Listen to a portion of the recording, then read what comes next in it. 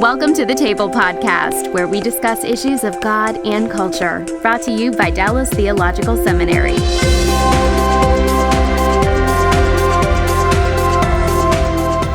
Welcome to the Table, where we discuss issues involving God and culture. And today we're looking at biblical passages related to same-sex sexuality. These are the passages that come up in relationship to discussion of these issues, and some of them are debated. And so we thought it would be good to dedicate an entire podcast to working through passages both in the Old and New Testaments that touch on these themes. And we actually have a way into this conversation by something that has been produced recently in the culture. Within the last year, there's a Bible that is called the Queen James Bible.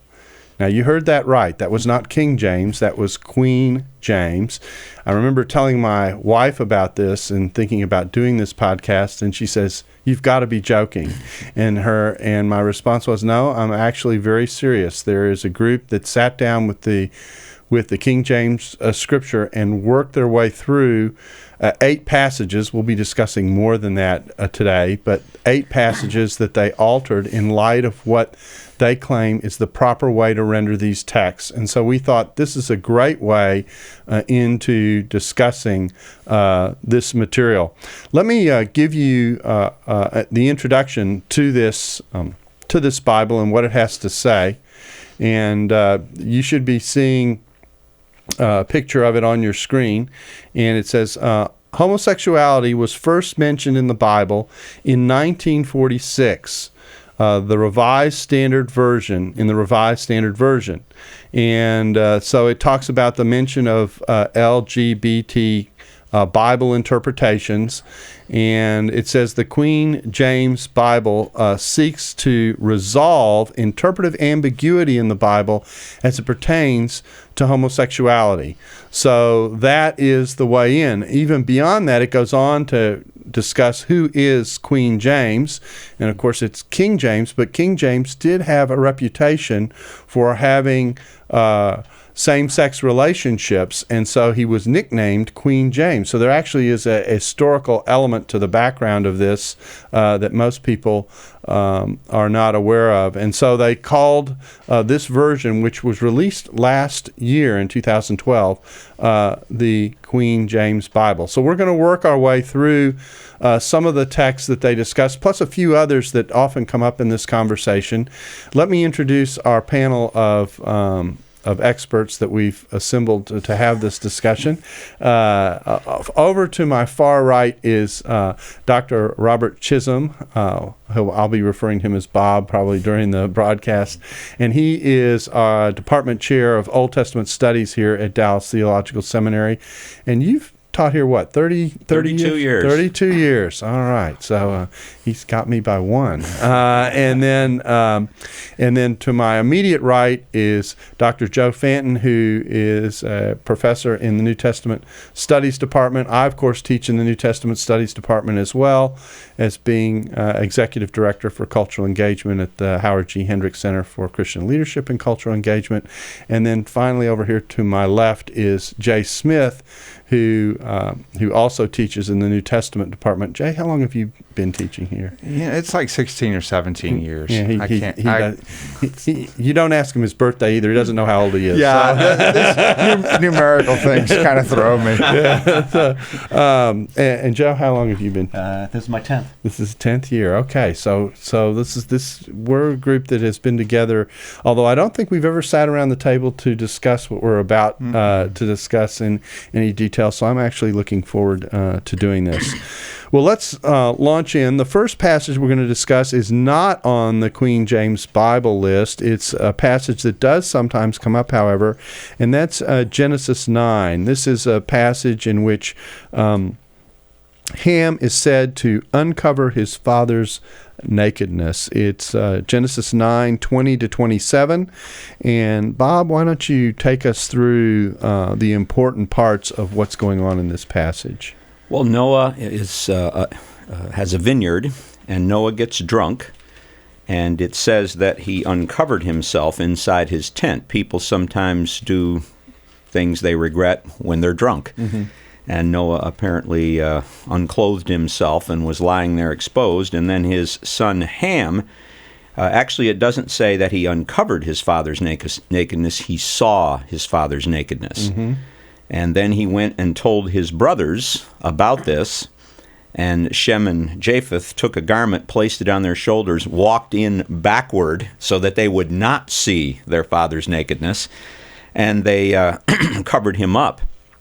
And when he awoke, verse 24, he learned what his youngest son had done to him.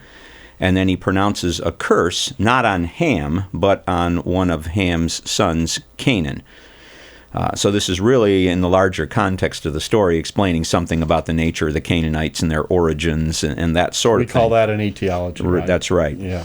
But in the early 70s, there were some interpretations that came along about this incident where they saw Ham as doing more than just seeing his father. I think the traditional reading of the text, and the one that I would still support, is that Ham looked at his father, and in this culture, whether he intended to do that or not, some will say it's voyeurism, that he was getting a kick out of this or something, but some will say that, but it may have just been unintentional. But this is a culture where honor, shame are really important, and so it would be humiliating for a father to be seen in this condition by his son. And I think that the traditional view is supported by what the brothers do. They walk in backward to make sure they don't see him. So I think see is being used in a rather literal way here.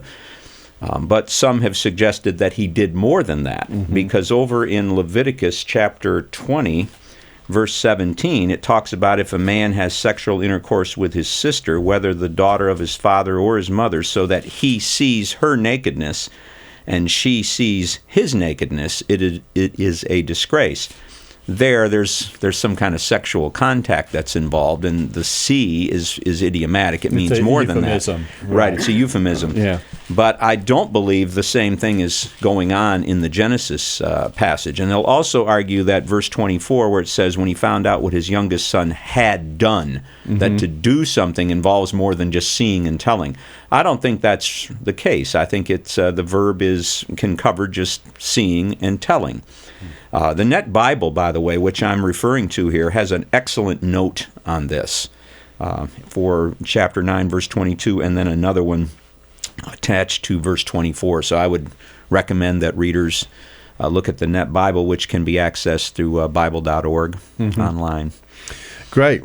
So this is a passage that, although sometimes it ends up in the database of passages to be discussed, really in some ways doesn't belong in this conversation, which may explain why the Queen James Bible didn't do anything with it. Right.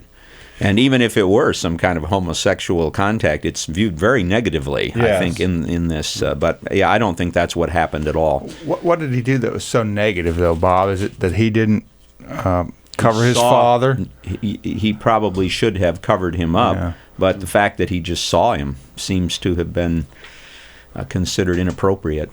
Yeah. We're not sure. See, we don't know his motives. Some people refer to this, as I said, as voyeurism, but I'm not so sure the text really implies that or states it. It just says he saw him, and then he told his brothers. Some will say that he should have covered him up and kept it quiet. He didn't need to go tell his brothers.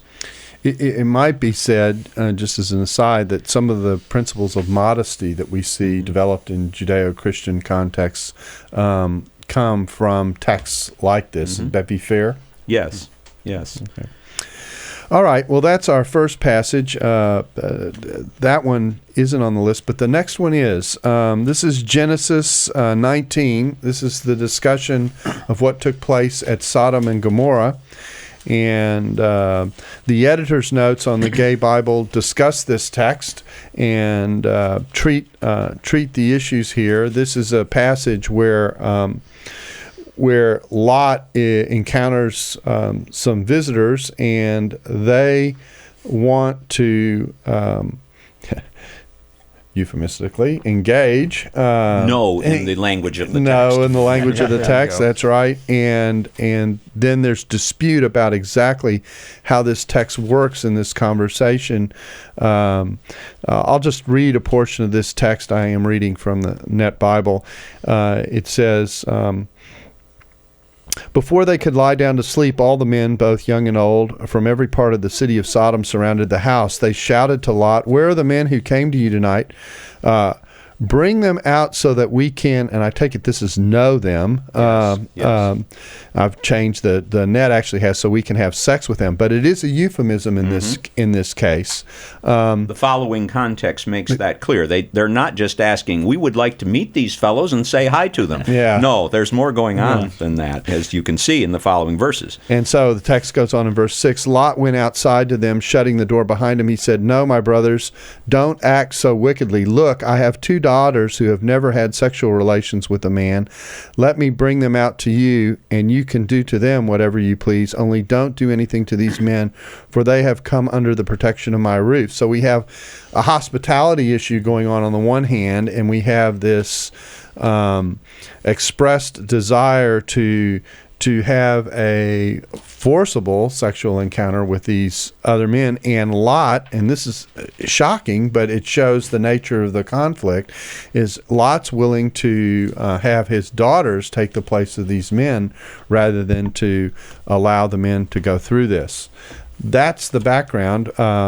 Bob, what more can we know about this text? Well, some will argue that this is not so much a sexual issue as it is a hospitality issue, and they will point to the fact that he offers the daughters. And it's inappropriate for visitors to be treated this way, and so he's offering his daughters before he allows that to happen.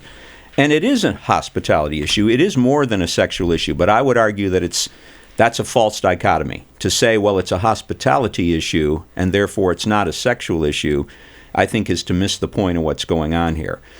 I think an ancient Israelite reader, reading this in the larger context of the canon, in light of some passages in Leviticus, which we will get to, would look at this and say, this is horrible, treating visitors this way. It's especially horrible treating visitors this way when you want to do this to them, because they would be assuming that this same-sex relationship is wrong from Leviticus, and it's especially wrong when you try to treat visitors this way. So I think that's a false dichotomy, hospitality versus sex. Then the other issue that comes up is, what is their motive for having sex with these individuals? Are they just motivated by homosexual lust, or sexual lust, we could say? Or are they trying to humiliate the visitors? And I think, again, it may be a little bit of both. Lot's response, where he offers them the women, would suggest that there is a sexual lust aspect to this. But there may very well be an attempt to humiliate these people, a power rape, as it were. So I'm not so sure about that. Now, there is a passage in Judges 19, which you could call Sodom and Gomorrah Revisited, where the Levite comes to an Israelite town, Gibeah, and the same scenario unfolds. And the men of the town come and want to rape the Levite, and he sends his concubine out to them, and they rape her. And so some will say, well, in the Judges 19, they just have no respect for religious authority. They want to humiliate this Levite. It shows the moral depths of Israel at this time. That may be so. That may be part of what's going on. But again, I think it's a false dichotomy to pit hospitality versus sexuality. The fact is, they do rape the concubine. Now, that may be, well, if we can't get at him, we can humiliate him by raping his concubine. That may be involved, but again, an ancient Israelite would look at this and say, oh, not only do they show lack of respect for these people, and not only are they inhospitable, but they treat him this way, which we know is an abomination according to Leviticus. So it's not an either or, it's a both and. And it's interesting, in 2 Samuel, in the account of Tamar's rape, there's further literary allusion to this, and that's a heterosexual rape in that case. So it's interesting that's not homosexual, but it makes an allusion to this. And so what we have are two cases, two different types of sexual offense. One homosexual, one heterosexual. But it is fair to say that because we've got a forced sexuality situation going on, that this is actually a complicated passage. Yes, it is. It's not a cut and dried situation by any means. That's right. I'll acknowledge that, and I think the note in the Bible that you referred to brings this issue up, and it's a legitimate issue to raise. It is more complicated. Okay, that's Genesis 19. Let's turn our attention to the two texts of the Old Testament that probably get the most discussion because in most people's view they're the most direct references to this kind of a situation, and this is Leviticus 18:22 and Leviticus 20:13. And I don't know if we have the editor's notes up on the screen, but if we could get to those so that people can see what the web page is saying about the passage, that will help us as we talk about these passages. The first editor's note that you see there deals with the Genesis 19 passage. As we scroll down the page, you'll see the discussion start to come up as they talk about what they changed. They only changed 8 passages in the entire Bible. Everything else is what you're familiar with. So it kind of shows the scope of what we're dealing with. And if we work our way down, you'll see that they begin to discuss the individual passages. So Genesis 19:5, it begins with the citation of the King James, and then they go through their explanation of how they handle that passage and what the QJV, a new abbreviation, renders for it. And now we come to Leviticus 20:13. This is a very important text, and so I am going to read this editor's note. It says, Leviticus is outdated as a moral code. You can tell the passage makes them nervous. But we still picked it as our most important book to address in our edits. So most anti-LGBT religious activists cite Leviticus 18:22 and 20:13 as proof positive that homosexuality is a sin, and even worse, is punishable by death. So that introduces us to the fact that this is a passage that many people do read in a direct way. So let's address that question first, and then we'll come back to the notes and see how they handle it. What is this passage doing in Leviticus 18? Well, these passages in Leviticus 18:22 and in Leviticus 20:13. Well, Leviticus 18 is a warning to Israel. The note suggests that this was a guide just for priests. If I'm reading the note in the Bible correctly, that this version that we have up here. But if you go back to the beginning of the chapter, speak to the Israelites and tell them. Mm-hmm. And so this is material that is for all Israel, not just priests. So it's not a cultically limited text. That exactly. Okay. And if you go to the end of the chapter, verse 24, don't defile yourselves with any of these things, for the nations which I am about to drive out before you have been defiled with all these things. The land has become unclean. The kind of activities described in this chapter were practiced by the Canaanites, and as far as the Lord is concerned, those practices have defiled the very land. It's become unclean, and I have brought the punishment for its iniquity upon it, so that the land has vomited out its inhabitants. And he makes the point that if you repeat these offenses, the same thing will happen to you. So you can see this is broadly for Israel. And I, quite frankly, when I'm talking about the whole issue of Canaanite genocide, just as a little bit of a sidebar, this is a really important passage because it gives us insight into why the Lord felt that this culture needed to be exterminated. Yes. And that's a topic for another day, I know, but it's a very important passage. It's a very important passage. It's as if the Lord is saying their time is up. The Lord had given them ample time, and they'd failed. So this is a warning to Israel. And the bulk of the chapter involves crossing sexual boundaries.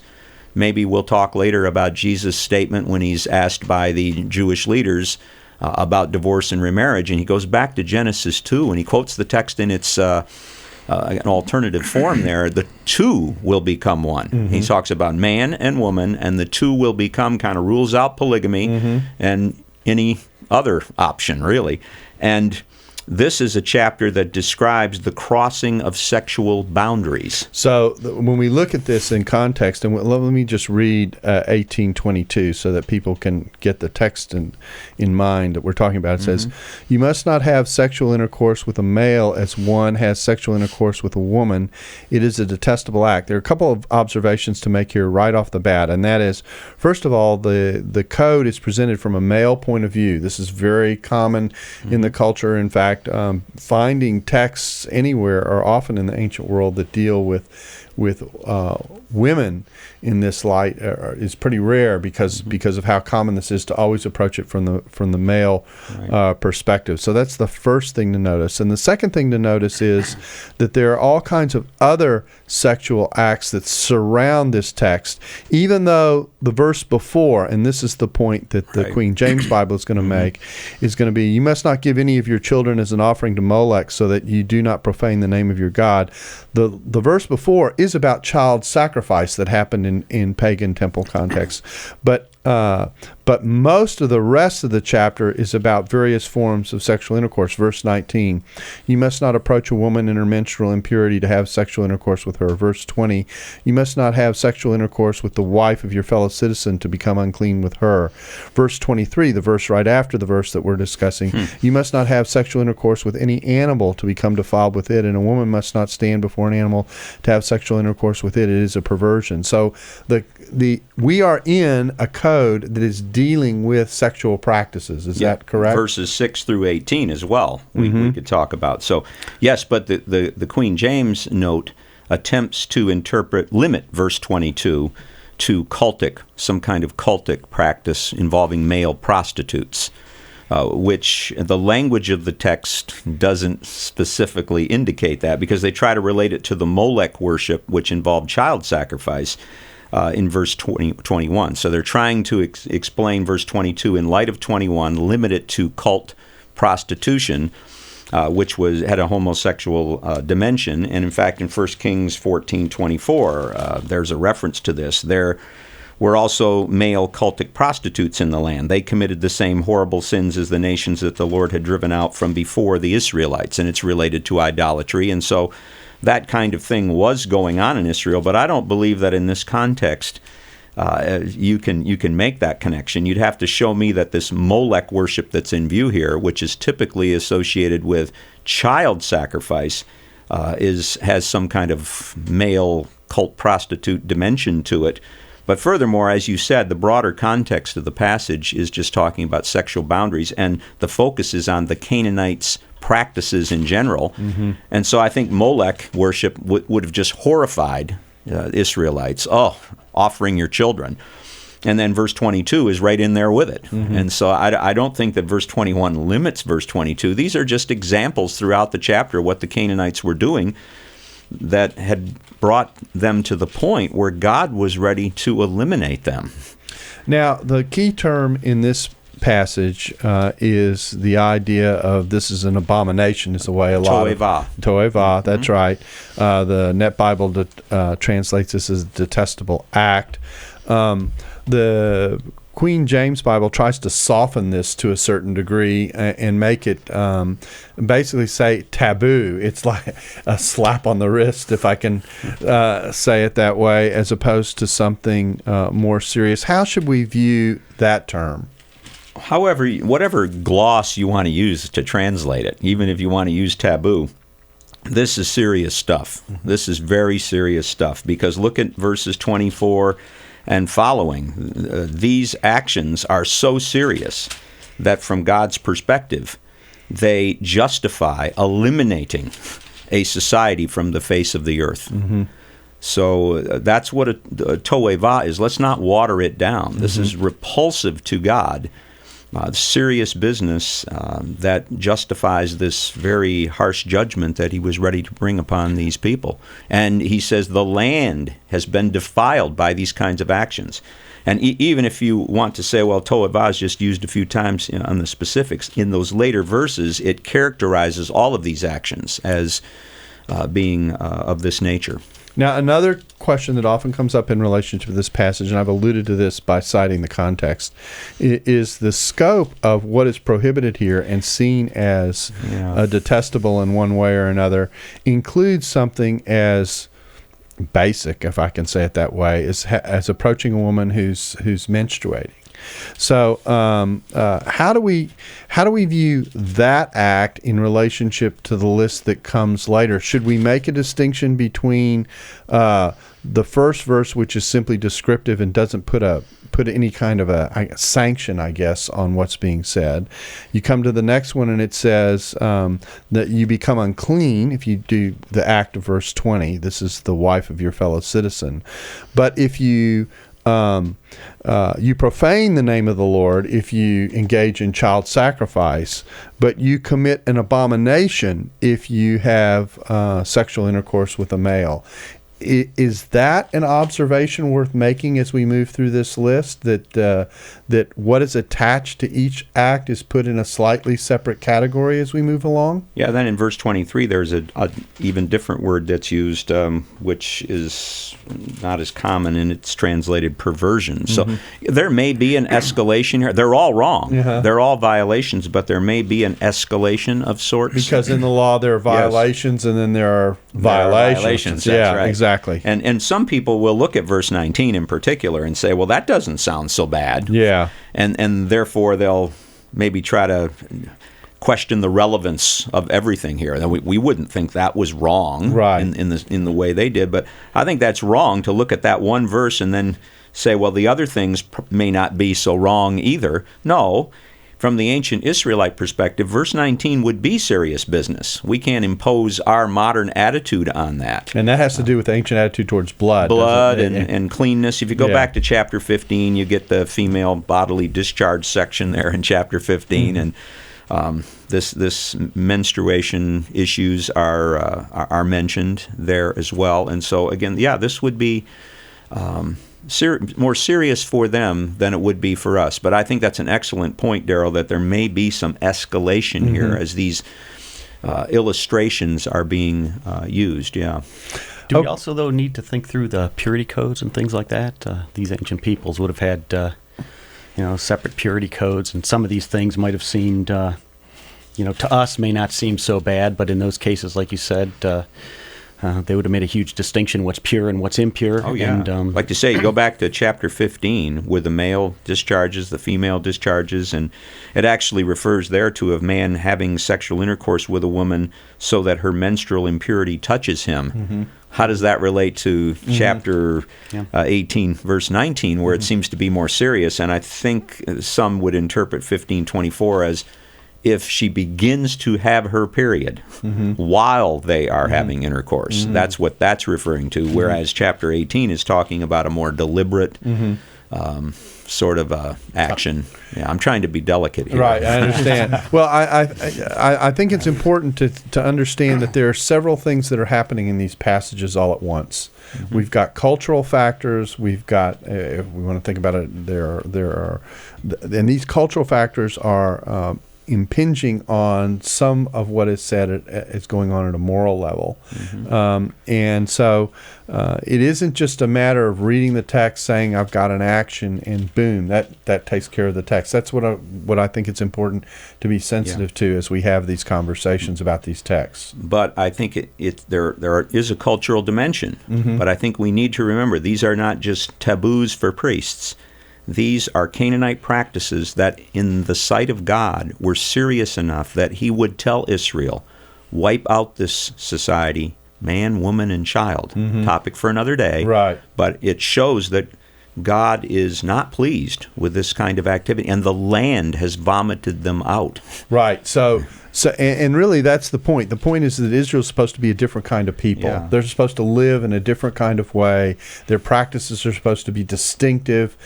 We could use the term set apart. We could even use more religious language, sanctified. They're to have a distinct quality in terms of who they are. Okay, that's Darrell, if I jump in here, in the parallel in chapter 20, verse 13. That's actually where we're going next. Okay, all right. Yeah, well, go I was ahead. going to say that the penalty here is death. So this is not to be taken lightly. Right. And in chapter 20, it's in a list of, again, crossing sexual boundaries, and there's no connection with the Molech in chapter 20, verse 13. It's clearly of a sexual nature. There's no question of a Molech involvement, as far as I can see, in chapter 20. So I think you have to interpret 1822 in light of 2013. And very good point. This is serious enough that it's a capital offense in the sight of God. This is a taboo.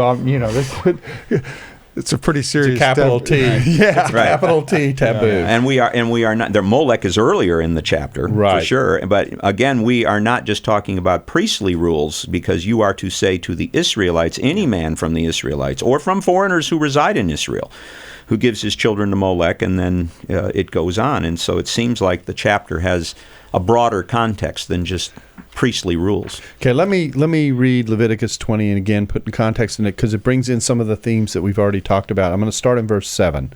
You must sanctify yourselves and be holy, because I am the Lord your God. That's the point. You're to have a distinct lifestyle and live in a way that's different from the nations around you.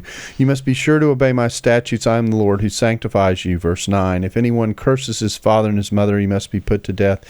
He has cursed his father and mother, his blood guilt is on himself. If a man commits adultery with his neighbor's wife, both the adulterer and adulteress must be put to death. If a man has sexual intercourse with his father's wife, he has exposed his father's nakedness. Both of them must be put to death. Their blood guilt is on themselves.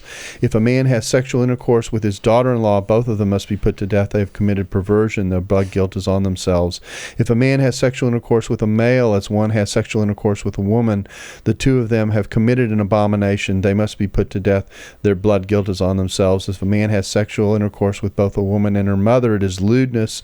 Both he and they must be burned to death. So there is no lewdness in your midst. And it goes on to talk about sex with an animal, etc. So, and both man and woman in this case. That's in verse 16, a woman approaches an animal. Yeah. Now, this is a very strict code. There's no doubt about that. And it's a strict code covering a variety of offenses. That's also important to note. We aren't just highlighting one thing here. There's a set apartness in Israel for holiness that runs across a whole gamut of actions. But one can read this and say, this is a pretty serious list of violations that we're talking about. Yes, and tucked right in there in verse 13 is this same-sex violation. But it is important, and I think you alluded to this, is that we're not picking on that. Right. There all of these other boundary crossings in the area of sexuality are also wrong, and they're going to be treated very harshly.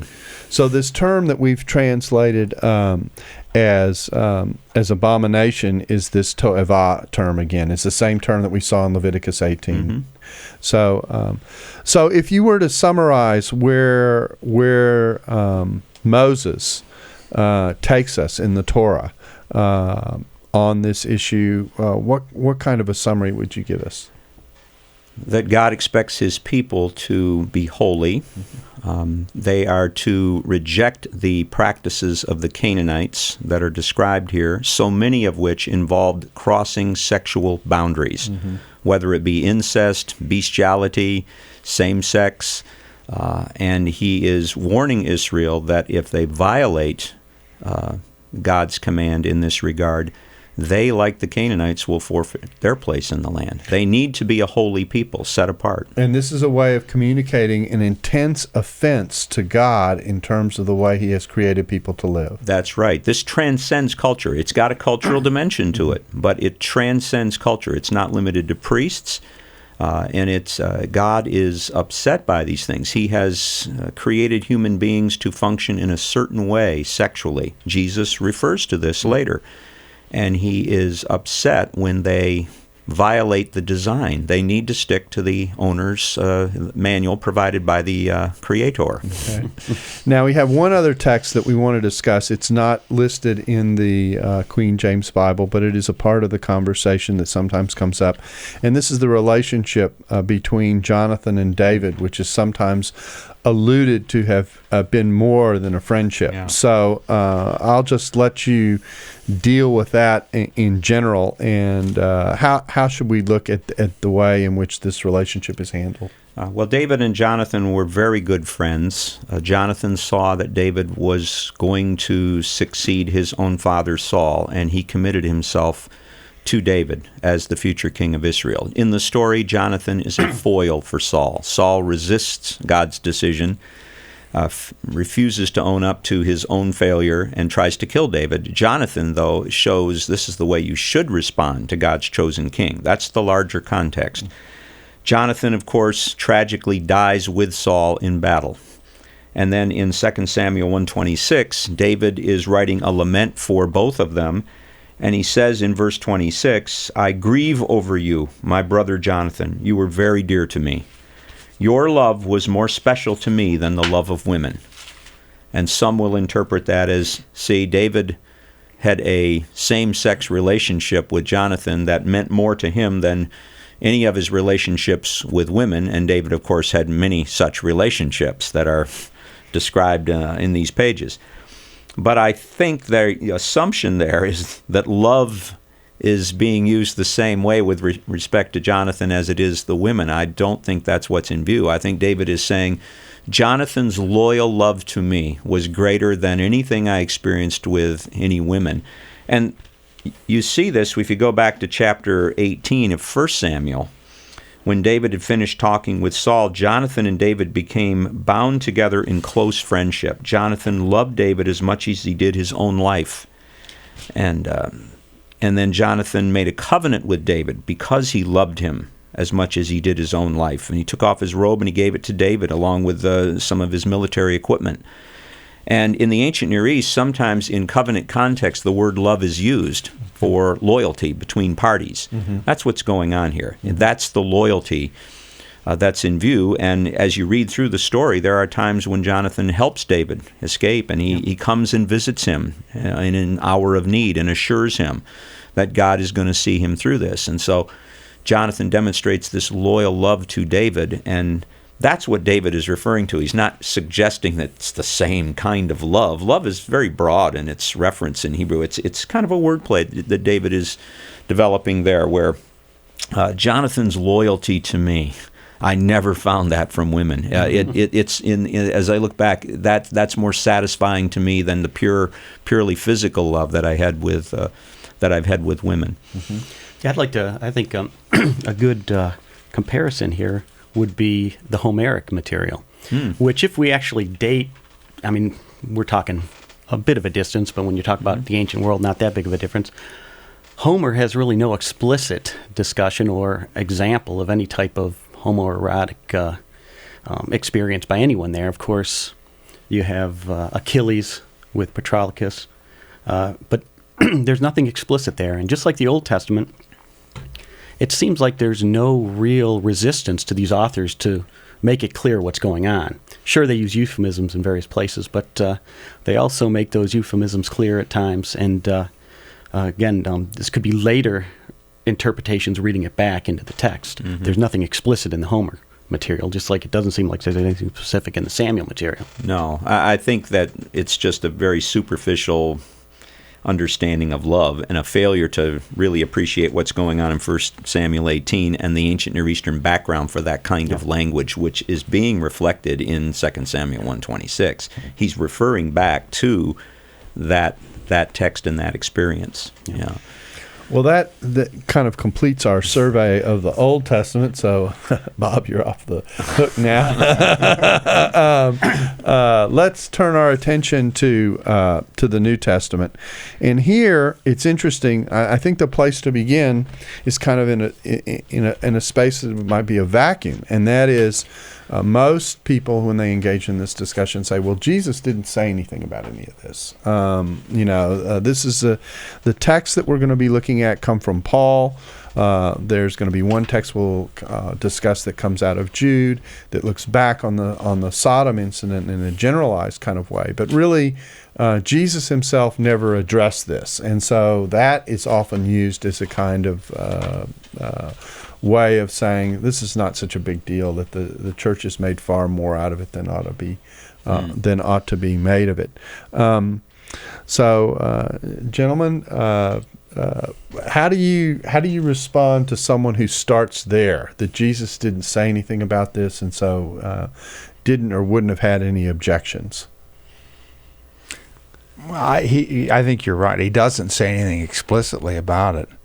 And I doubt if he has many opportunities to, in first century Israel, to address same-sex relationships. So that he doesn't say anything positive or negative explicitly is hardly surprising. Yeah. But what he does say about marriage and divorce is fairly exclusive. It's one man, one woman, intended for life. There doesn't seem to be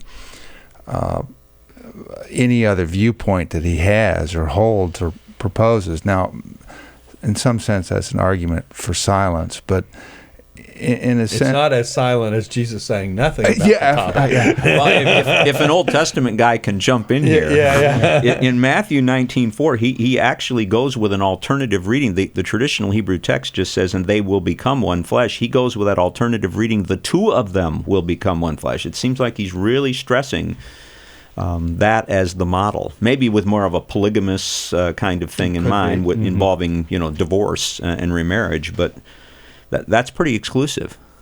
Yeah, with all kinds of implications.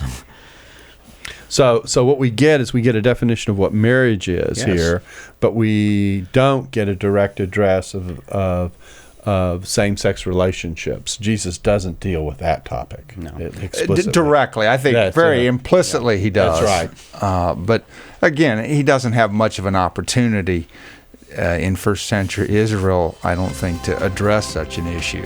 But he does reaffirm a very traditional understanding of marriage, one man, one woman. Join us next week for part 2 of the Table Podcast.